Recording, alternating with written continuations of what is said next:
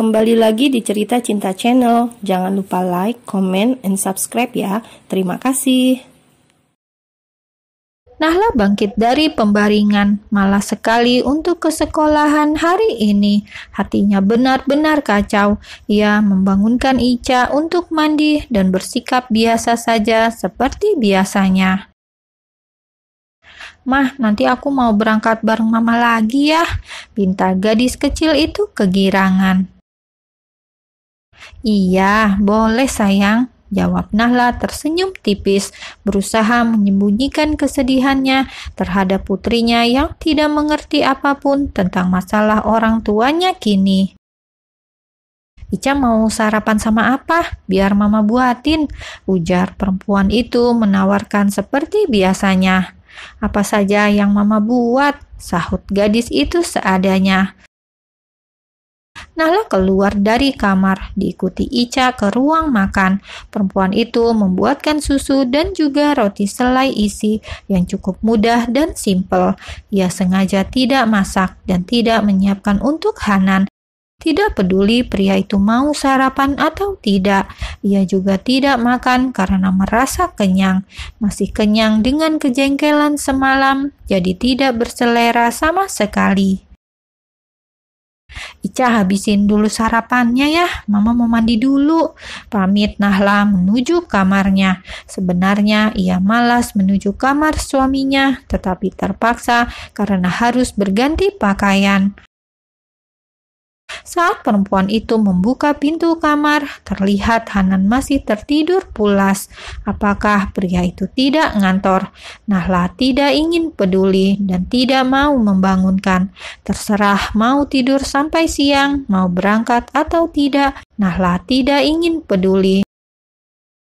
Perempuan itu mandi, lalu sengaja memasukkan barang-barang penting miliknya. Tak lupa seragam mengajar. Selebihnya ia tidak begitu peduli dan mungkin tidak berniat untuk kembali.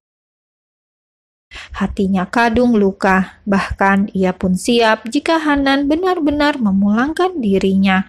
Karena tanpa diantar sekalipun, ia benar-benar akan pulang sendiri. Nahla mengeluarkan tas punggung miliknya yang lumayan mengembung. Ia keluarkan lebih dulu dan menaruhnya di motor. Selebihnya membawa tas biasa saja lalu kembali ke ruang makan. "Mah, papa mana? Kok gak makan?" tanya Ica mencari-cari ayahnya. "Pagi sayang, ada kok. Ica udah mau sekolah," sapa Hanan baru bangun tidur. "Papa nggak ngantor, kok belum mandi?" tanya gadis kecil itu jeli sekali. "Nanti siang, Ica mau papa antar." "Nggak usah, Pak, mau berangkat bareng mama aja," ujarnya senang. Nahla sama sekali tidak menanggapi obrolan ayah dan anak itu, sedang Hanan sesekali menatapnya dingin. "Ica, ayo berangkat, nanti telat." "Iya, Mah, aku pamit dulu sama papa." Ica terlihat menyalin takzim ayahnya, hal serupa yang seharusnya Nahla lakukan. Namun, mulai pagi ini, perempuan itu bahkan tidak melakukan apapun sama sekali. Nahla tahu itu salah, bahkan bertentangan dengan hati nuraninya. Namun, ia tak sanggup berkamuflase terus-menerus membungkus luka dengan senyuman. Hatinya memberontak nyeri, dan rasanya tak enak sama sekali. Siapa wanita yang ingin diperlakukan seperti ini? Tentu saja tidak ada seorang pun yang mau. "Ica, hati-hati ya," ucap Hanan melambaikan tangannya. Ia malas sekali untuk ke kantor. Kepalanya terasa pening dan tubuhnya tidak bersemangat sama sekali. Efek kesal semalam mungkin, ditambah lelah hati, membuat pria 35 tahun itu tak bergairah untuk beraktivitas pagi ini. Tak ada pamit untuknya, tak ada sapaan selamat pagi, dan tak ada yang disiapkan istrinya pagi ini untuk Hanan. Nahla benar-benar merajuk, dan sepertinya Hanan mulai merasa istrinya berubah. Pria itu sadar mungkin sikapnya belum bisa seperti yang Nahla inginkan. Ia akui terkadang masih selalu teringat Olive, dan perasaan itu tidak bisa hilang. Maaf, gumam Hanan menghela nafas panjang. Haruskah pria itu menyingkirkan barang-barang itu, sementara adalah kenangan indah yang tersisa? Siang itu Hanan menyempatkan diri datang ke makam Olive. Dia mengirim doa penuh kekhusyuan, melapangkan hatinya yang kadang masih tersisa rasa enggan. Aku mencintaimu, Olive, tapi dunia kita sudah berbeda. Dan sekarang aku mempunyai tanggung jawab baru. Dia menyayangi putri kita sepenuh hati. Izinkan aku mencintainya sepenuh hati. Semoga kamu selalu bahagia di sana dan ditempatkan di sisinya. Pria itu menabur bunga dengan wajah sendu. Mungkin sudah saatnya ia mengikhlaskan semuanya dan menjadikan di antara mereka kenangan indah saja, bukan untuk dieja, karena hatinya harus menyeru pada tanggung jawab baru. Seseorang yang telah ia ambil dari ibu dan bapaknya untuk menjadi pendamping hidupnya sekarang akan sangat berdosa jika perasaan itu masih terbagi untuk keduanya. Sedikit lebih lega setelah bermunajat doa panjang. Mungkin dirinya perlu meluruskan hal ini pada Nahla dan menjelaskan semuanya agar kesalahpahaman ini tidak berlarut-larut. Sementara Nahla sendiri, ia berjalan sesuai apa yang menjadi pijakan hatinya. Nalurinya sudah yakin, daripada kesiksa batin, ia memilih untuk menepi. Selamat belajar sayang, ucap Nahla pada putrinya. Perempuan itu memeluk agak lama lalu menciumnya dengan sayang.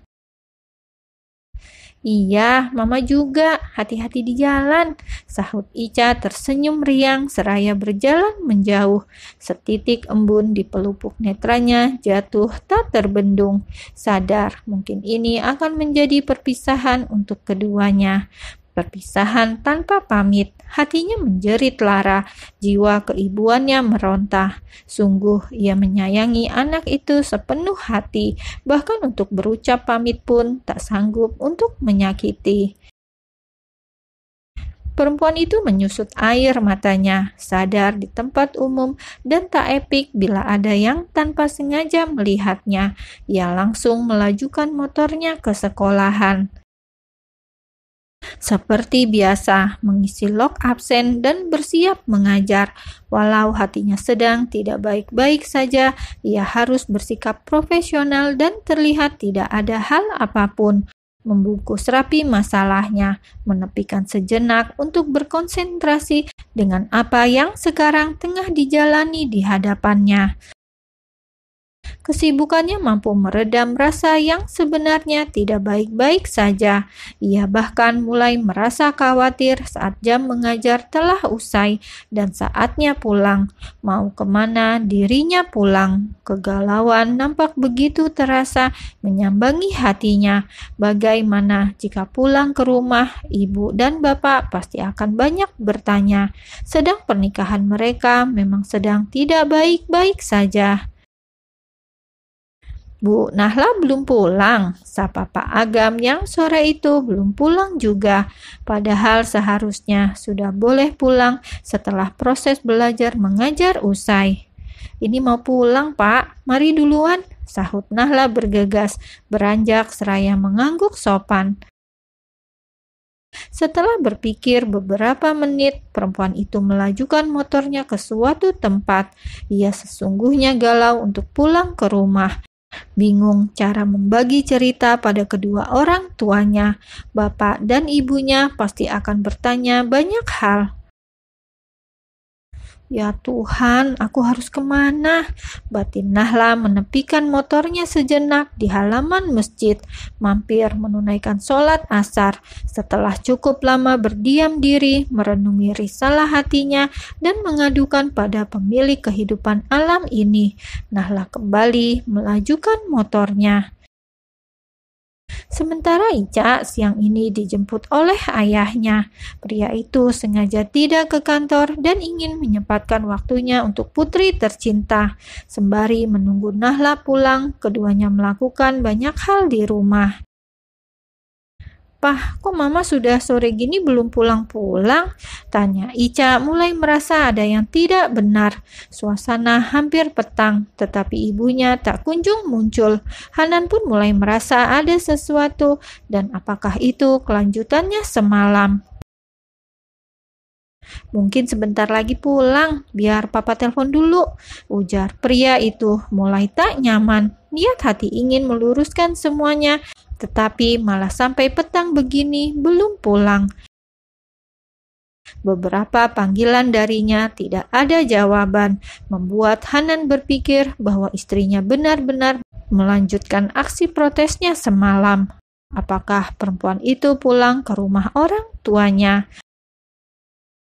Hati Hanan mendadak memanas dan kesal mendapati istrinya benar-benar tidak pulang, ditambah mengabaikan panggilan darinya. Apakah benar-benar ingin mengakhiri hubungan yang sudah berjalan? "Pah, mama kemana? Apa mama baik-baik saja? Ayo kita susul mama, Pah. Kenapa mama belum pulang?" Ica yang biasa dengan Nahla jelas kelabakan mendapati ibunya tak kunjung pulang tanpa kabar. "Mama," mendadak ia kebingungan cara menjawabnya karena dirinya juga tidak tahu apakah Nahla benar-benar pulang tanpa pamit. "Ica bobok dulu ya, mama sebentar lagi pasti pulang. Mama ada urusan di luar. Ica tidak usah khawatir, sebentar lagi mama juga pasti pulang." Belum sehari putrinya ditinggal ibunya sudah membuat anak itu uring-uringan dan rewel. Ia terus menanyakan kenapa mamanya belum juga pulang. Sementara Hanan membujuk Ica untuk tidur, sembari berusaha terus menghubunginya. "Di mana? Pulanglah, ini sudah malam, kita perlu bicara," ayah Ica. Nahla sengaja mengabaikan panggilan dari suaminya. Ia juga hanya menatap deretan baris huruf yang terkirim padanya tanpa niat membalas sama sekali. Hatinya kadung kecewa dan sakit. Memilih menepi adalah pilihan terbaik saat ini.